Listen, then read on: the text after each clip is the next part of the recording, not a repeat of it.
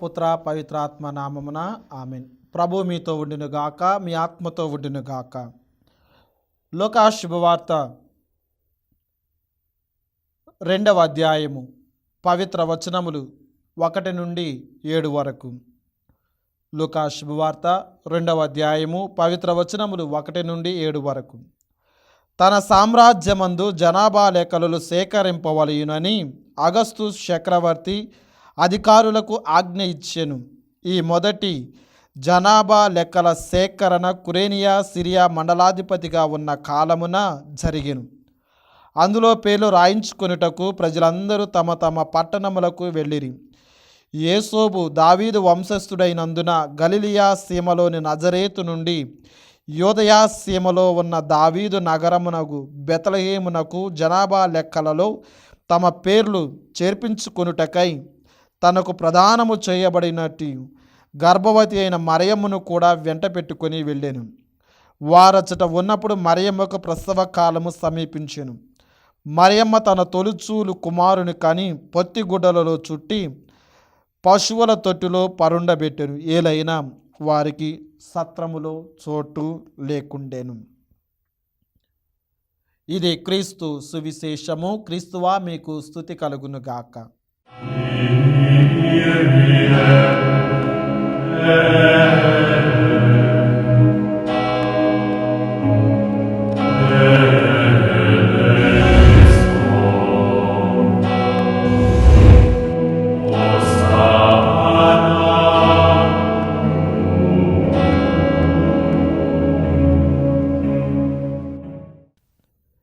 క్రీస్తునాథుని యందు ప్రియ సహోదరి సహోదరులారా, దివ్యవాణి ప్రేక్షకులారా, మరీ ముఖ్యముగా క్రీస్తు సందేశమును ఆలకిస్తూ ఉన్న వీక్షిస్తూ ఉన్న విశ్వాసులారా, మీ అందరికీ కూడా ప్రభు అయిన యేసు క్రీస్తు పరిశుద్ధ దివ్య నామములో శుభాభివందనములు తెలియజేస్తూ ఉన్నాం.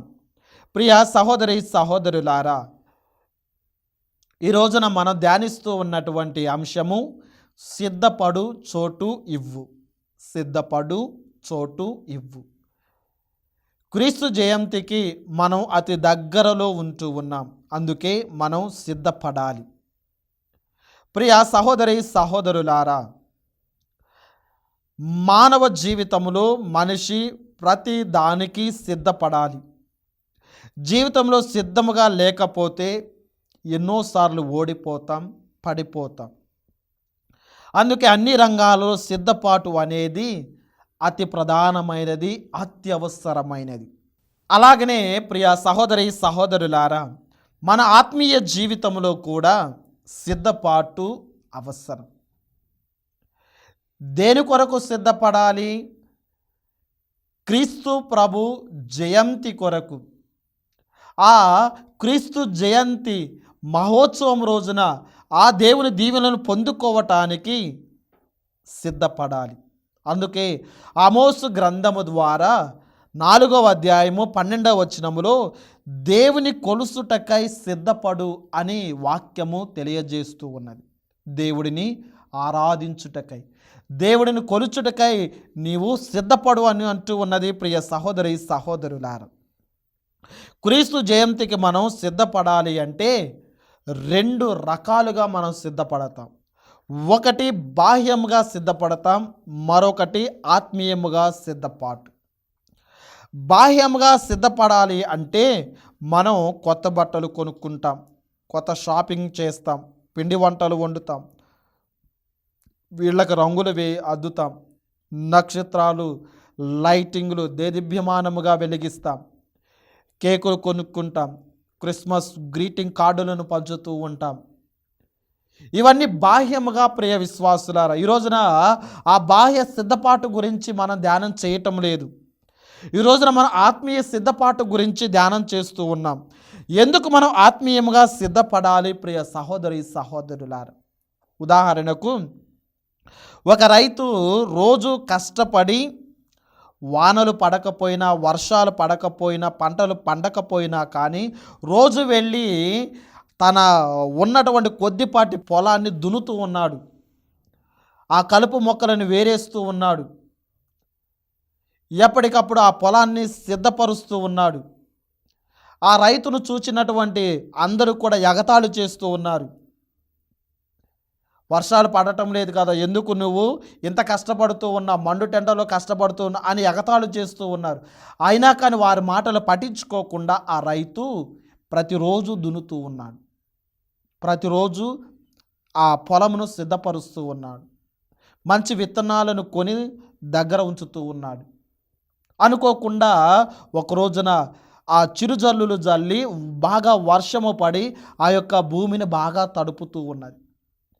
వెంటనే ఆ రైతు తన దగ్గర ఉన్నటువంటి ఆ మేలి రకాల విత్తనాలను వెదజల్లి నాటి పంటను పండించి మంచి గిట్టుబాటు ధరకు అమ్ముకుంటూ ఉన్నాడు. మిగతా వాళ్ళందరూ కూడా ఆ సంవత్సరం ఆ పొలాలను బీడు భూములుగా చేస్తూ ఉన్నారు. ఎందుకు ఈ రైతు మంచి ఫలాలను లాభాలను పొందుకున్నాడు అంటే ఆయన సిద్ధపడి ఉన్నాడు. ఈ రోజున మనం కూడా ప్రియ సహోదరి సహోదరులారా ఆత్మీయముగా సిద్ధపడాలి.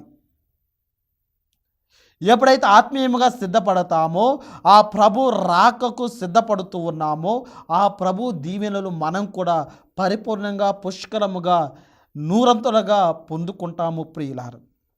అందుకే యెషయా ప్రవక్త ద్వారా దేవుడు సందేశాన్ని ఇస్తూ ఉన్నాడు. యెషయా గ్రంథము 40వ అధ్యాయం 3వ వచనములో ఒక శబ్దం ఇట్లు పలుకుతూ ఉన్నది, ఎడారిలో ప్రభువునకు మార్గము సిద్ధము చేయుడు, మరుభూమిలో మన దేవునికి రాజ్య పదము తయారు చేయుడు అంటూ ఉన్నది. ప్రియ విశ్వాసులారా, ఎడారిలో ఒక స్వరము శబ్దము పలుకుతూ ఉన్నది. ఆ ఎడారిలో ఆ పలికినటువంటి ఆ స్వరము ఈ రోజున నీతో నాతో పలుకుతూ ఉన్నది. ఆ ఎడారిలో ప్రభుకు మార్గాన్ని సిద్ధం చేయమంటున్నటువంటి ఆ స్వరము ఈ రోజున నీకు నాకు కూడా ప్రభు రాకకు సిద్ధపడమని, మార్గము తయారు చేయమని ఆహ్వానిస్తూ ఉన్నది. ప్రియ విశ్వాసులారా, ఇంకా ఆ స్వరము ఏమంటూ, మన దేవునికి రాజ్యపదము, మరుభూమిలో మన దేవునికి రాజపదము తయారు చేయడు. ఆ రాజపదము ఈ రోజున మన హృదయంలో తయారు చేయాలి. మన హృదయములో ఆ ప్రభుకి పాదపీట వేయాలి. ప్రియ విశ్వాసులారా, ఆ పశువుల పాకలో పవళించిన ఆ చిన్నారి బాలయేసు మన హృదయములో, మన కుటుంబము, మన జీవితంలో పవళింప చేయాలి అంటే మనం సంసిద్ధముగా ఉండాలి. అందుకే మత్తయి శుభవార్త 24వ అధ్యాయం 44వ వచనములో, కనుక మీరును సిద్ధముగా ఉండండి, మనుష్య కుమారుడు మీరు ఊహించని గడియలో వచ్చును అని తెలియజేస్తూ ఉన్నాడు. ప్రియులారా, మనుష్య కుమారుడు ఊహించని గడియలు. ఎలా సిద్ధపడాలో, సిద్ధపడటానికి ప్రభువు ఒక చక్కని ఉపమానాన్ని ఇస్తూ ఉన్నాడు. మత్తయి శుభవార్త 25వ అధ్యాయము 1వ వచనం నుండి 13వ వచనం వరకు 10 మంది కన్యకల యొక్క ఉపమానాన్ని మనం చూస్తూ ఉన్నాం. ఆ 10 మంది కన్యకలలో 5 వివేకవంతులు, మరొక 5 అవివేకవంతులు. వివేకవంతులు సిద్ధపడ్డారు. అందుకే ఆ పెళ్లి కుమారుడు వచ్చినప్పుడు వారి కాగడాలను వెలిగించుకొని, దీపాలను వెలిగించుకొని ఆ యొక్క వివాహ విందులోకి, ఆ వివాహ మహోత్సవంలోకి వెళ్ళిపోయారు. మిగిలినటువంటి సిద్ధపాటు లేనటువంటి అవివేక కన్యలు అప్పుడు వారు మేలుకొని, వారు మరలా వెళ్ళి ఆ దీపాలకు నూనె తెచ్చుకొని వచ్చేసరికి తలుపులు మోయబడుతూ ఉన్నాయి. మనం చూస్తూ ఉన్న మత్తయి శుభవార్త 25వ అధ్యాయం 11వ వచనములో తలుపు తీయుడని కేకలు వేస్తూ ఉన్నారు. ఎవరు? అవివేకవంతులైనటువంటి కన్యకులు, 5 కన్యకులు. 12వ వచనములో నేను మిమ్ము ఎవరో తెలియదు అని ప్రభు పలుకుతూ ఉన్నాను. కారణం వారు సిద్ధపడి లేకపోవటం వలన. ప్రియ సహోదరి సహోదరులారా, సిద్ధపడటానికి మనకు ఎన్నో అవకాశాలు ప్రభు ఇస్తూ ఉన్నాడు. ఈ జీవితం ద్వారా ప్రభు మనకు ఎన్నో అవకాశాలను ఇస్తూ ఉన్నాడు. మరి తగిన సిద్ధపాటు లేకపోతే మనమే నష్టపోతాము ప్రియ విశ్వాసులారా. కాబట్టి సిద్ధపడడానికి మంచి మార్గాలు మనకు అనేకము ఉన్నాయి. అందులో మొట్టమొదటిది ప్రియ విశ్వాసులారా, మంచి పాప సంకీర్తనము చేయటం. మన హృదయాన్ని పరిశుద్ధముగా ఉంచాలి. మత్తయి శుభవార్త 5వ అధ్యాయం 8వ వచనములో నిర్మల హృదయులు ధన్యులు, వారు దేవుడిని దర్శిస్తారు అని ప్రభు పలుకుతూ ఉన్నాడు. క్రీస్తు జయంతి కేవలం ఒక మహోత్సవం, ఒక పండుగకి కాదు, మన జీవితాలలో, హృదయాలలో వెలుగును, దీవెలను నింపే ఒక గొప్ప రోజు ప్రియులారా. ఆ క్రీస్తు మన హృదయలోకి రావాలి అంటే మన హృదయము పరిశుద్ధముగా ఉండాలి. మన హృదయం పరిశుద్ధముగా ఉండాలి అంటే మంచి పాప సంకీర్తనము చేసి మన పాపాలు పరిహరించేయాలి.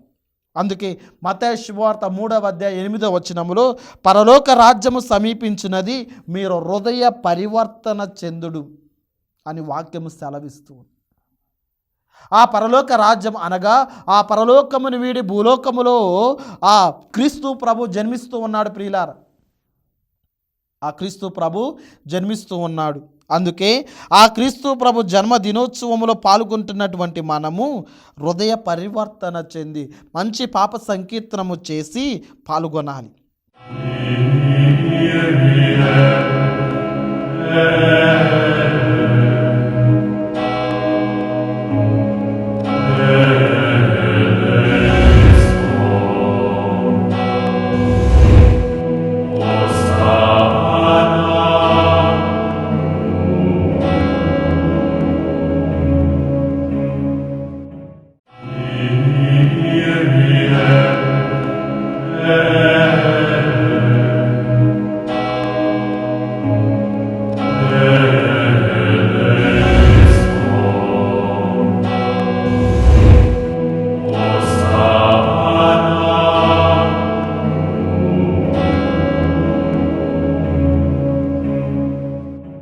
మంచి పాప సంకీర్తనం ద్వారా మన మనస్సు నిర్మలముగా మారుతుంది. కీర్తన 51:10 దేవా నాలో నిర్మల హృదయాన్ని సృజించుము, నూతన మనస్సు స్థిరమైన మనస్సు నాకు దయచేయి అని ఆ కీర్తనకారుడు పలుకుతూ ఉన్నాడు. ప్రియ సహోదరి సహోదరులారా, మరి ఎలా మనం ఆత్మీయంగా సిద్ధపడతాం? మొట్టమొదటిది మంచి పాప సంకీర్తనం చేయటం ద్వారా సిద్ధపడుతూ ఉన్నాం. రెండవది ప్రార్థన జీవితం జీవించటం ద్వారా. ప్రియ సహోదరి సహోదరులారా, ఈ రోజులలో ఈ జూబిలీ సంవత్సరములో ఈ క్రీస్తు జయంతి పండుగకు సిద్ధపడుతున్నటువంటి మనం గతములో కంటే ఇంకా ఎక్కువ సమయాన్ని ప్రార్థనకై కేటాయించాలి. గతములో అరగంట ప్రార్థన చేస్తూ ఉంటే ఇంకొక గంట నీవు ప్రార్థన చేయాలి, మరొక అరగంటను నువ్వు పెంచాలి. కానీ ప్రస్తుత రోజులలో ప్రియ విశ్వాసులారా, ప్రార్థన జీవితమును జీవించలేకపోతూ ఉన్నాం అని అనటములో ఎటువంటి సందేహము లేదు. ఎందుకంటే ప్రస్తుత రోజులలో ఎక్కువ సమయము టీవీలకి సీరియళ్ళకే మనం కేటాయిస్తూ ఉన్నాం, ఫోన్లకే కేటాయిస్తూ ఉన్నాం, యూట్యూబులకి వాట్సాప్లకి ఇన్స్టాగ్రాములకి ఇలా ముచ్చట్లు చెప్పుకోవడానికి వీటి కోసమే మనం ఈ లోక ప్రాపంచికమైన వాటికే మనం సమయాన్ని కేటాయిస్తూ ఉన్నాం. ఇక వీటికే మనం సమయం కేటాయిస్తూ ఉంటే దేవునికి ప్రార్థన చేయటానికి మనం ఎక్కడ సమయాన్ని కేటాయిస్తూ ఉన్నాం. వ్యక్తిగత ప్రార్థన ద్వారా మన ప్రార్థన జీవితం మెరుగుపడుతుంది. జపమాలను జపించడం ద్వారా, దివ్య సప్రసాదమును స్వీకరించడం ద్వారా, దివ్య సప్రసాద ఆరాధనలో పాల్గొనడం ద్వారా ప్రియ సహోదరి సహోదరులారా, నీ కుటుంబమే నీ హృదయమే మరొక పశువుల పాకలాగా మారాలి.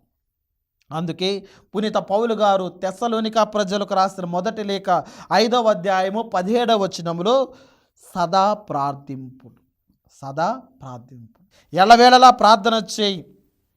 ప్రియ సహోదరి సహోదరులారా, ఆ ప్రార్థన ద్వారా మనం ప్రతిరోజు మన యొక్క కుటుంబానికి కంచెను ఏర్పాటు చేసుకుంటాం. ఆ ప్రార్థన ద్వారా మన యొక్క విరిగిపోతున్నటువంటి పడిపోతున్నటువంటి మన జీవితాలను మరలా ప్రభువుతో ప్రార్థనలు నిలబెడుతూ ఉంటాం. ఇలా ప్రార్థన జీవితం ద్వారా ఆ క్రీస్తు జయంతికి మనం సిద్ధపడాలి. ప్రియ సహోదరి సహోదరులారా, మరి ఇలా ఆత్మీయముగా మనము సిద్ధపడాలి. ఇక రెండవది ప్రియ సహోదరి సహోదరులారా, లూకా శుభవార్త 2:7 మనం వాక్యాన్ని చదువుతూ ఉన్నాం. ఏలైనా వారికి సత్రములో చోటు లేకుండెను.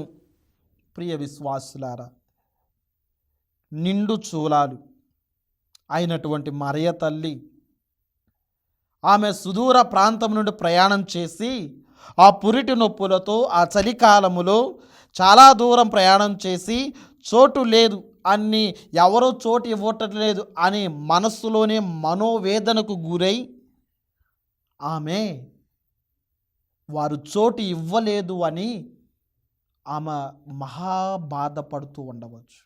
ఈ రోజున ప్రియ సహోదరి సహోదరులారా, ప్రభువుకి నీవు నేను చోటు ఇవ్వాలి. వాళ్ళెవరూ కూడా ఆ రోజుల్లో ప్రభుకు చోటు ఇవ్వలేదు. వాళ్ళెవరూ కూడా ఆ ప్రభుని ఆహ్వానించలేదు. అందుకే ఆయనకు సత్రములో చోటు లేకుండెను. ఆయన పశువుల పాకలో జన్మిస్తూ ఉన్నాడు. తనను తాను రిక్తును చేసుకొని సేవక రూపము దాల్చి ఆయన దైవ కుమారుడైనా కానీ ఆ పశువుల పాకలో జన్మిస్తూ ఉన్నాడు. ప్రియ సహోదరి సహోదరులారా, మరి ఈ రోజుకు నీవు నేను కూడా ప్రభుకు చోటు ఇవ్వకపోతే ఇంకా ఆ ప్రభు పశువుల పాకలోనే జన్మిస్తాడే. ప్రియ సహోదరి సహోదరులారా, ఆలోచించు. ప్రభువు నీ హృదయం అనే ద్వారం వద్ద తలుపు తడుతూ ఉన్నాడు. మన దర్శన గ్రంథము 3వ అధ్యాయము 20వ వచనములో ఆలకిస్తూ ధ్యానం చేస్తూ ఉన్న, వినుము, నేను ద్వారము వద్ద నిలిచి తలుపు తట్టుచున్నాను. ఎవరైతే నా స్వరముని విని తలుపు తీస్తారో నేను వారి ఇంటిలోకి ప్రవేశిస్తాను. ఈ రోజున ప్రభు మన యొక్క హృదయ ద్వారం వద్ద వేచి ఉంటూ ఉన్నాడు. ప్రభుని ఆహ్వానిద్దాము. మరి ఆ ప్రభు మన హృదయంలో ఉండాలి అంటే మన హృదయంలో చోటు ఉండాలి. కానీ ప్రస్తుత రోజులలో మన హృదయము ఖాళీగా ఉందా? ఆత్మ పరిశీలన చేసుకోవాలి. బహుశా మన హృదయము పగలు ప్రతీకారాలతో నిండిపోయి ఉండవచ్చు. మన హృదయాలు కుళ్ళు కుతంత్రాలతో నిండిపోయి ఉండవచ్చు. మన హృదయాలు అసూయతో నిండి ఉండవచ్చు. మన హృదయాలు ద్వేషము చెడు అలవాట్లు నిండి ఉండవచ్చు. మన హృదయము దొంగతనాలు అనేకమైనటువంటి అబద్ధాలతో నిండి ఉండవచ్చు. ప్రియ విశ్వాసులారా, మరి ఇటువంటి వాటితో నిండి ఉంటే నీ హృదయములో ప్రభుకి ఎక్కడ చోటుంది? కాబట్టి ప్రియ సహోదరి సహోదరులారా, ప్రభు చోటు ఇవ్వాలి అంటే ఈ క్షణమే నీ హృదయములో ఉన్నటువంటి వీటన్నిటిని తీసివేసి నీ హృదయమును ఖాళీగా ఉంచు. మరే తల్లి దేవునికి చోటిచ్చింది ప్రియులారా. లూకా శుభవార్త 1వ అధ్యాయం 38వ వచనములో, నీ మాట చొప్పున నాకు జరుగునుగాక. ప్రియ ఆమె జీవితంలో మహా అద్భుతాలు చవిచూస్తూ ఉన్నది. జోజప్ప గారు దేవునికి చోటు ఇచ్చారు, పరిపూర్ణంగా ఇచ్చాడు. మనం కూడా దేవునికి చోటు ఇవ్వాలి. ప్రియ సహోదరి సహోదరులారు, మరి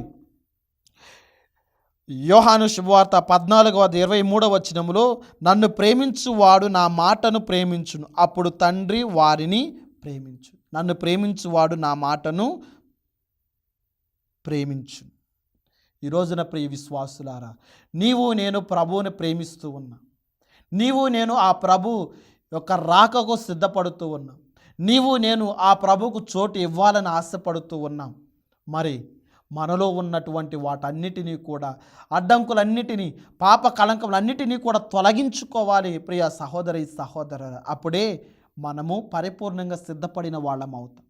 అప్పుడే మనం పరిపూర్ణముగా తగిన సిద్ధపాటుకు అవుతూ ఉంటాం. ప్రియ సహోదరి సహోదరులారా, మరి మనం ప్రభుకు చోటు